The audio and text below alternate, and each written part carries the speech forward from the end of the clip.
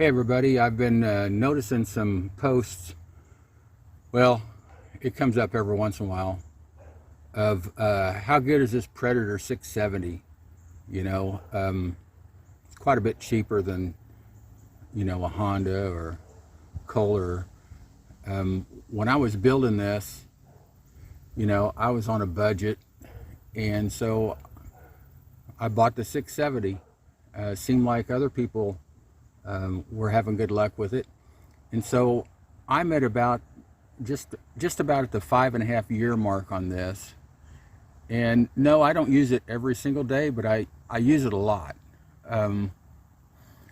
because especially the last 1.5 years, 2 years, I've been exclusively downstreaming instead of using my soft wash system. I just use my soft wash pump just for roofs, and I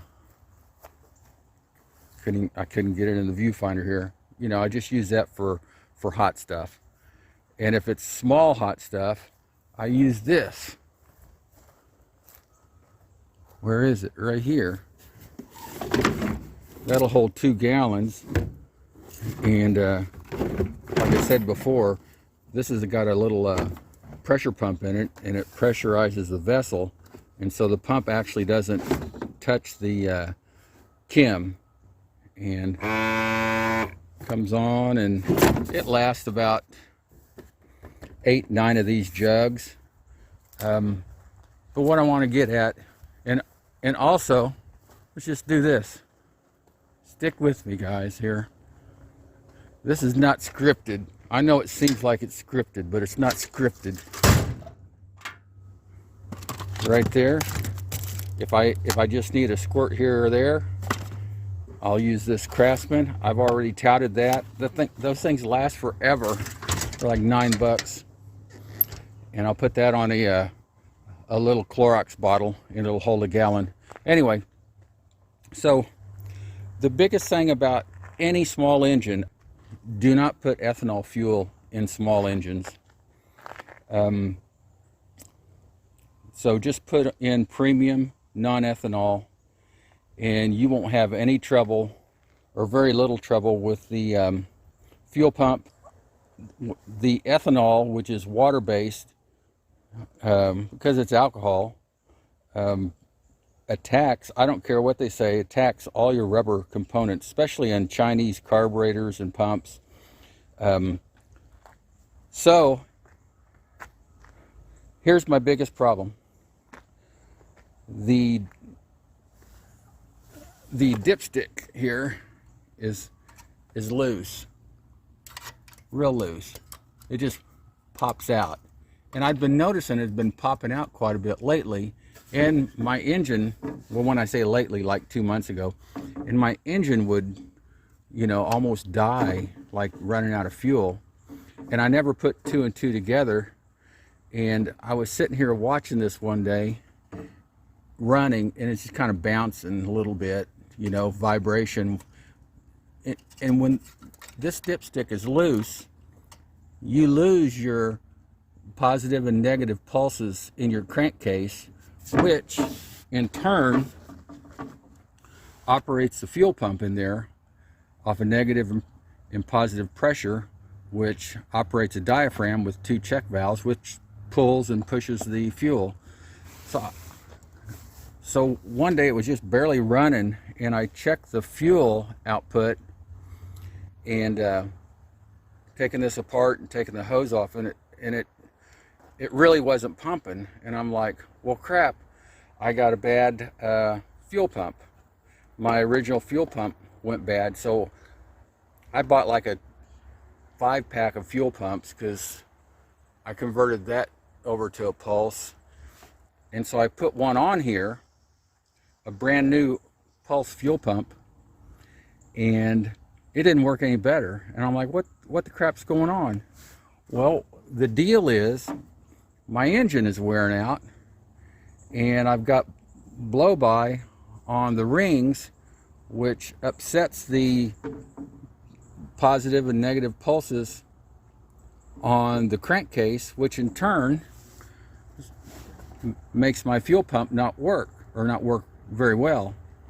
And so you see I have electric fuel pump on there. This is like 10 bucks.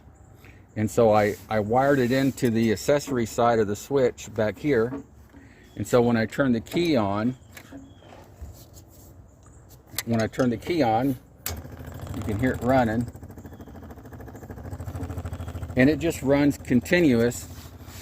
There's not a regulator in here where it would turn off, but I think it's rated at about 3 pounds, which is actually too much. I picked the pump with the least amount of pressure, because you don't need a lot of pressure to run a carburetor. And I put that on there. And you're going to notice that I brought the fuel line out right here. This is one of the first things I did, because the original fuel filter was inside behind here. And so I didn't want to keep taking this crap apart to put a fuel filter on, so I just brought a hose out here, hacked a hole in there, and there we go. Now, the other problem is, now this thing runs great, all right, with that upgrade right there. But the other problem is, this dipstick is loose, real loose. And so I was going to, right here, put a couple little O-rings there in them grooves, so it would hold this dipstick down in there tight. Because now the problem is, every once in a while this will pop out, and I don't know if it's because of back pressure or too much crankcase pressure, I mean, from blow by of the rings, or vibration. And so I noticed on the new engines, they've redesigned this issue. So evidently other people's had this issue. It looks like the engine is identical, except they've got a dipstick tube that comes up here, and it bolts here or so with a bracket, and that would hold everything in place. And so it doesn't look like you can retrofit it, and if you could, I wouldn't know where to order it anyway. So here's what I did. I had an old magnet laying around, and I stuck it here, and now my dipstick tube, or my dipstick, stays in place.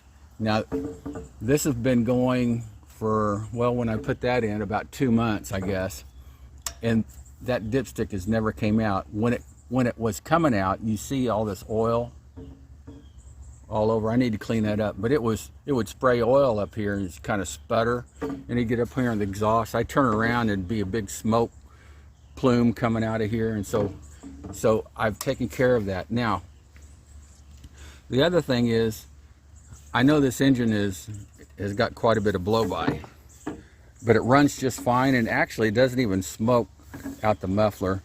So, you know, I'm just going to run it till it dies. But as far as what I paid for this, I think I paid $725 for that 5.5 years ago. I think they're getting right around $1,000 now.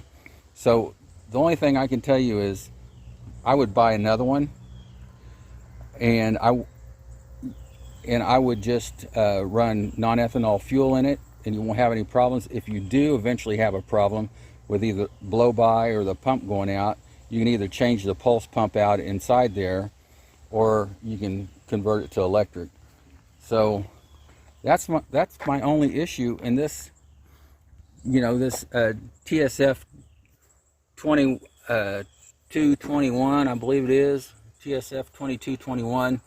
I think it's rated at 10.5 gallons per minute general pump. That pump has ran great. I change the oil and the grease in it once a year, and you know, I'm ashamed to say it, but I change the oil in this engine once a year. I've adjusted the valves only one time. Normally that very first time you adjust valves is the most important, and then they kind of settle in. And that's about it on that. So as far as the engine goes, actually it works pretty darn good. So anyway, I hope that answers a few questions about the Predator 670 and longevity of the TSF 2221. And yeah, that's it. Do not run ethanol fuel in any small engine. That includes your chainsaw, anything. And you will have minimal problems with fuel issues. So anyway, give me a like and a thumbs up. I guess that's the same thing. Share and subscribe. Talk to you later. Bye.